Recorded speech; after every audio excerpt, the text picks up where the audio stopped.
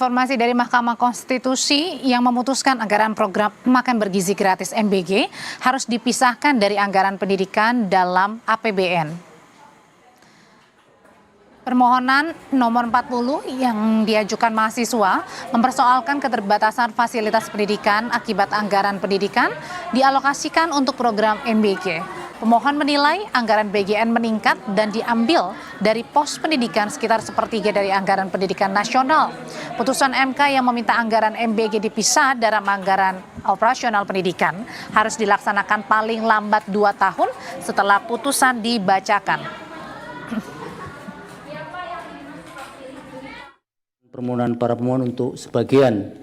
2 menyatakan penjelasan pasal 22 ayat 3 Undang-Undang Nomor 17 Tahun 2025 tentang anggaran pendapatan dan belanja negara tahun 2026, Lembaran Negara Republik Indonesia tahun 2025, nomor 179, tambahan Lembaran Negara Republik Indonesia nomor 7144, tidak bertentangan dengan Undang-Undang Dasar Negara Republik Indonesia dan memiliki kekuatan hukum ikat secara bersyarat sepanjang dimaknai hanya berlaku untuk anggaran pendapatan dan belanja negara tahun anggaran 2026, sehingga untuk anggaran pendapatan dan belanja negara tahun-tahun berikutnya, anggaran program makan bergizi yang bukan merupakan komponen utama pendidikan dipisah atau tidak menjadi bagian dari anggaran operasional penyelenggaraan pendidikan, dan pemisahan dimaksud berlaku paling lambat dalam anggaran pendapatan dan belanja negara tahun anggaran 2028 atau paling lama 2 tahun sejak putusan aku diucapkan. Dalam pertimbangan hukumnya, MK menegaskan bahwa program MBG memiliki tujuan yang luas dalam mengatasi angka stunting dan pemenuhan gizi sehingga harus ditempatkan pada alokasi tersendiri.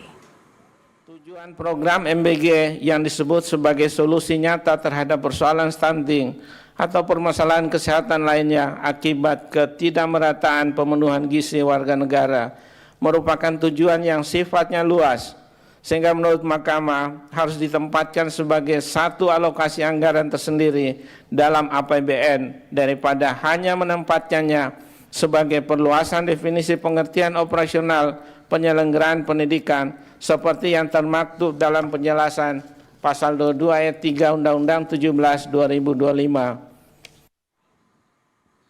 Usai rapat koordinasi terbatas Rabu lalu, Menko Pangan Zulkifli Hasan menyebut pemerintah akan memetakan ulang penerima manfaat untuk program makan bergizi gratis.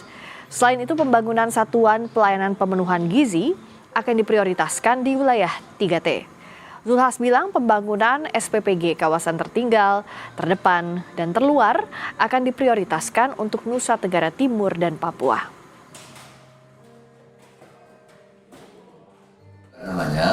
Yang 13.000 tadi, sebagian kecil itu yang sangat penting seperti di Papua Pegunungan, NTB dan lain-lain, itu kita salah 1 bulan. Sisanya kami akan pelajari perlu waktu 2 bulan. Dan penerima refocusing penerima manfaat. Karena perintah Bapak Presiden semua dikasih, kecuali tidak mau. Karena kalau kita nggak kasih, nanti dibilang pemerintah pilih kasih tidak adil. Semua dikasih, tapi kecuali yang tidak mau. Misalnya SMA yang bagus, yang sudah sarapannya bagus, oh ya nggak apa-apa.